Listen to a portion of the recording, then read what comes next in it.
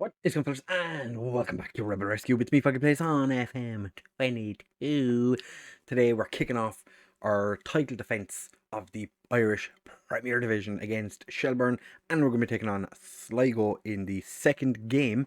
Hopefully, we can start the season quite well because we do have quite a number of games we're going to be playing this season, as we are playing in 6 different cup competitions and league. So it's going to be a busy season. So hopefully we can power through and smash everyone around us. So if you do want to enjoy this episode, do make sure to leave a like and subscribe. Now let's get into the video.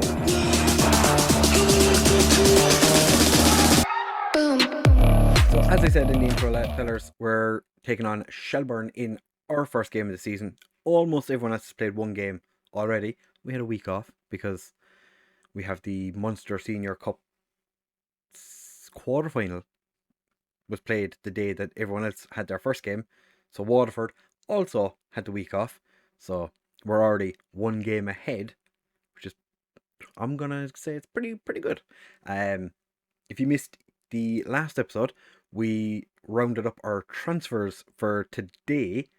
So for this season until it opens again in June, and open for June and July-ish time. So we were busy. Made a little bit of cash. We didn't actually get rid of too many players. A lot of players went out on loan. So hopefully we can start our season pretty well against Damien Duff's Shelbourne, who did only lose a handful of games last year. Absolutely dominated the league. So we're just going to go into this one. I've already talked shit about Shelbourne and how they're not going to be able to keep up with us, but we only have 2 debutants for today's game. Is it 2? Yeah, 2 debutants for today's game. We did sign a number of players. We have 2 other players on the bench who could make their debuts, and a bunch of players on the 2 players who aren't in today's match squad who will have to wait a little bit longer for their debuts, both of them being left backs. This year we have 3 left backs, whereas last year we had 2 for a portion of the season, but ended up with 1 for a little bit of an extended period. But we're expected to comfortably win this game today. 2 changes from the last game, which was against Rockmount. Individual instruction. Cross from deep doesn't suit his pace. That's fine, buddy. You're only out there because Luke Keane is tired. Otherwise, you would be playing on the left, where Josh Adam is playing as an inside forward. We are actually getting to play an inside forward for a change, which would have been Paul Kalsberg's position. But unfortunately, he can't play because we paid him 25 quid too little to get a work permit. And he was refusing, like straight up. He is just in no way interested in discussing a new deal, which makes sense. He's only just arrived, and I'm there like, do you want to sign a new contract? Do you want to sign a new contract? Shamrock Rovers have started their season, or their second game of the season, quite poorly, sending off 9 minutes in against Bohemians.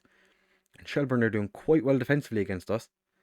And now they've managed to get themselves a free kick, which thankfully they put over. Yeah, they really have set up to just defend. They really don't want to concede. And I think they've pretty much decided that they're going to avoid concede. Oh, Ryan Coleman. Beautiful header from the 5'10" centre. Oh, that was not ideal for Shelbourne. Thankfully, Clark was there for them to stop that. Rory Keaton's playing up front. He'll probably be in his element playing as a striker, seeing as how he spent the majority of the last 2 seasons out on the wing. Not much happened in that first half, apart from the almost goal, which probably should have gotten. Noam and Josh not having great games out on the wing today. Obviously, that's not ideal for us, but like I said, Luke Keane would normally be the right winger, and Emran on the left. But Kevin O'Connor's cutting inside. Emran just slots it in the back of the net from a beautiful cross by our just absolute weapon of a left back. Just kind of hung out over on the left. Nobody was there. Gets the ball, drives into the box, cuts the ball across, and Emran just taps it into the back of the net.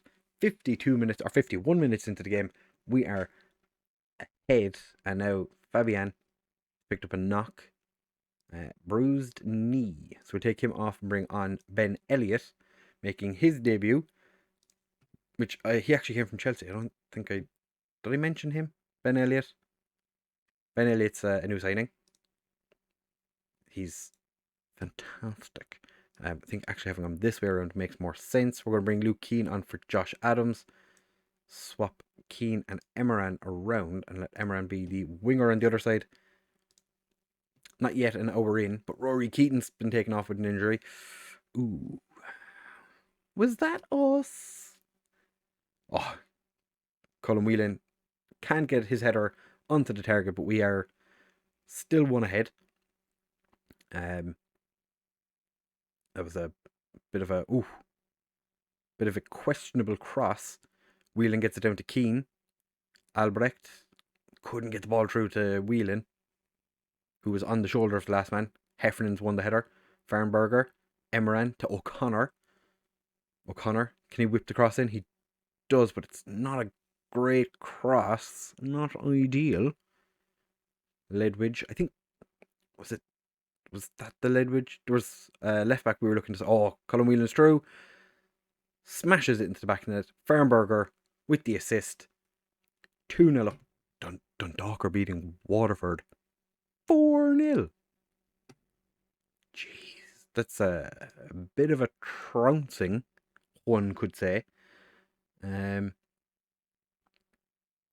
we bring on Dihad to give him his debut? Yeah, we could bring on Dihad, make his debut in place of Coleman. Ryan Coleman, you've done enough. Have a rest.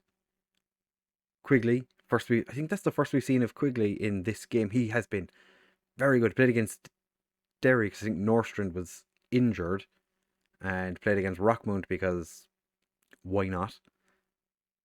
Did not expect him. Oh, penalty. I didn't expect Quigley to be in the first team this quickly. He did have an absolute tremendous summer for building up his current ability. And Colin Whelan's penalty is saved. He is the first to it though. Can't get the ball across, and Farrell gets rid. That is Shane Farrell. That's not the one that Loki has. Loki's Ukraine save is just fantastic as an Irishman. Seeing all the Irish players that have come through. What an absolute screamer by Norris. But yeah, it is fantastic to see Loki's save with all the Irish lads in the team sitting there looking at names and being like, oh, I know that guy. He's playing for Wexford, or who else has he been signing a lot of players from? St. Pat's? A couple of players from St. Pat's? Kevin O'Connor's free kick just goes over 6 minutes at a time. Why is there 6 minutes? Doesn't matter. We've won the game regardless. Josh Adam, not a great debut, has to be said. Nice work. We did win the game. That is all that matters. Winning is more important than anything else. So we'll be back in just a second for the game against Sligo. Send the assistant to that. That puts us third in the league. Fantastic. We'll be back in just a second. Right, players. So now it's time for us to take on Sligo. We did have a little bit of an injury issue in the last one. New central midfielder Fabian isn't fully fit after he picked up an injury. Also, the injury to Rory Keating had nothing to do with us. It was a twisted ankle. So, wasn't our fault. But we are making two changes. Elliott's in for the injured Fabian. Keane comes in to play on the right. Emran moves over to the left. And Josh Adams drops out of the team altogether. Other than that, it is the same team that played pretty damn well against Shelbourne. So we're going into this one with the expectation of just smashing fools, essentially. Ed McGinty is in goal. Any interesting players? I haven't really paid too much attention to what's been going on with the transfers of other clubs. We did miss out on a few players that I wanted because they went to other clubs. It was generally clubs that were in a different country. We didn't miss out. Sligo players are exhausted. We didn't miss out on too many players that went to Irish clubs instead. Um, there was a goalkeeper that we missed out on that went to, I think it was Juventus. But it was us, Juventus, and Inter Milan that were in for him. So essentially, we didn't stand a chance. We put in an offer for him, then Juventus put in an offer, I think it was the next day, and Inter put in an offer the day after, I think. The dude would have been exceptional. Like, he would have been, oh, beautiful goal by Emran O'Connor with the assist. 11, almost 12 minutes in. We've just taken the lead. Fantastic. Came all the way to Sligo. Who lives in Sligo? Who wants to live in Sligo? Not me. But everything's looking pretty tasty for us so far. The goalkeeper's actually playing quite well, even though he's, I suppose, 9 shots, 4 on target, and he's only conceded the 1. Like I said, they're very tired. But yeah, there was that one guy who I tried to sign, went to Juventus. So I suppose that kind of shows where if we'd offered him, well, we couldn't have offered him anymore. I think he was getting paid like 10 times what we offered him to go to Juventus. So can't really begrudge him, but he would have been an exceptional player for us. Just unfortunate. But we are playing quite well. I think Whelan might have been offside. He was, but that was the keeper didn't have the best of times in that. Oh, what are they doing? Farnberger finds Whelan, gets taken down, but we didn't get a penalty.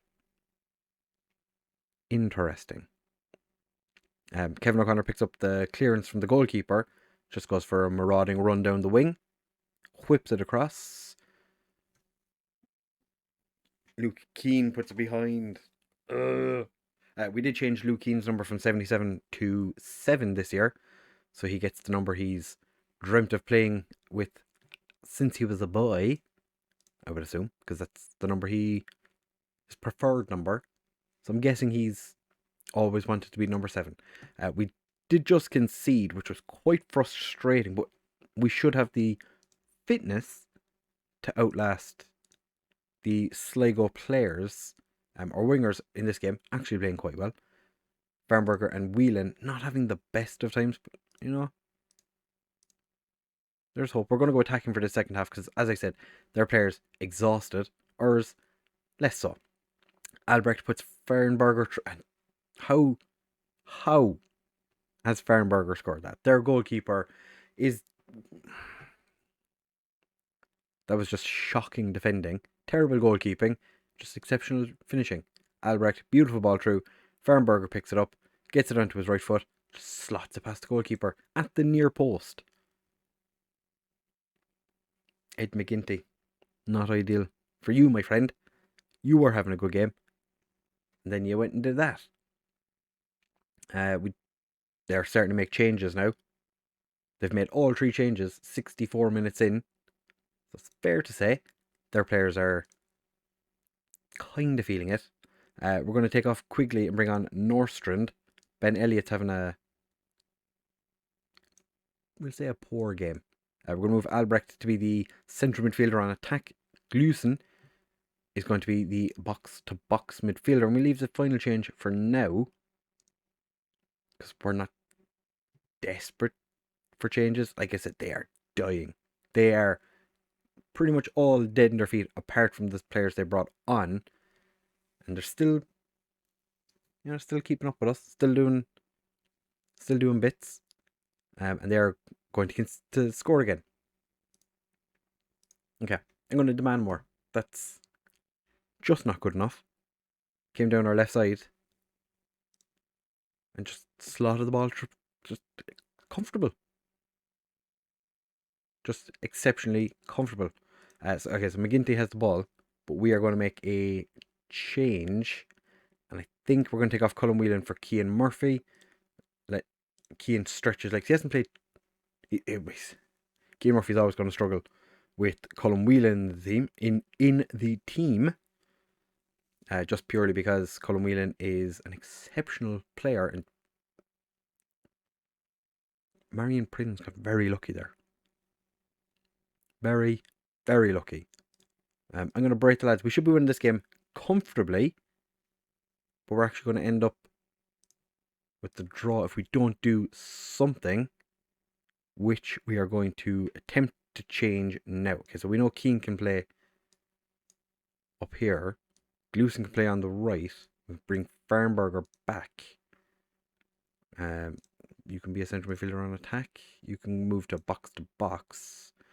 You can be an inverted winger. What do we want Keane to do? We want Keane to be pressing forward. Norstrand can be a wing back on attack as well. And we just get Prince to be a sweeper keeper on attack. Run at the defence, be more expressive. Hit early crosses, up the tempo. Distribute quickly. Push a bit higher up. Yeah.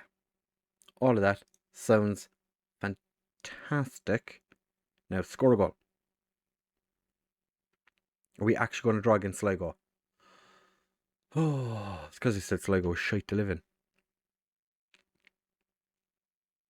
So our substitutions didn't really make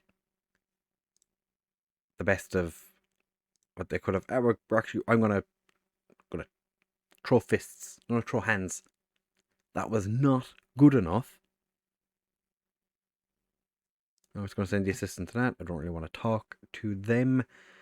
Very annoying. UCD beat Dundalk. What?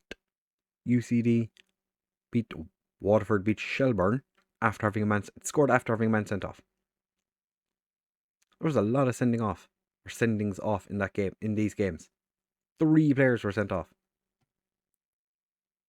That's interesting. I don't know when we're going to be back for the next one. I pick an interesting game, I guess. Maybe Bows and St. Pat's in April. Or we could come back for Dundalk and Waterford. I don't think there's any point in coming back for the Galway game. We should win that one very comfortably. So maybe Dundalk and Waterford. That way we'll be a quarter of the way through the league season. That'll give us an idea of what we're going to be doing in this season. And we'll have the Champions League coming up in the not too distant future after that, which could be quite interesting, depending on who we get. Hopefully we get a crap team, but something tells me we won't. But if you have enjoyed that episode, do make sure to leave a like, comment, and subscribe. Thank you very much for watching, fellas. The more comments we get, the better, because there's a huge amount of interaction on my videos. I would love to hear what you all have to say about the stuff that I'm doing, because, you know, interaction is nice. I would enjoy it. Hopefully you don't mind interacting with me just a smidge. But thank you for watching, fellas, and I will catch you in the next one. Bye.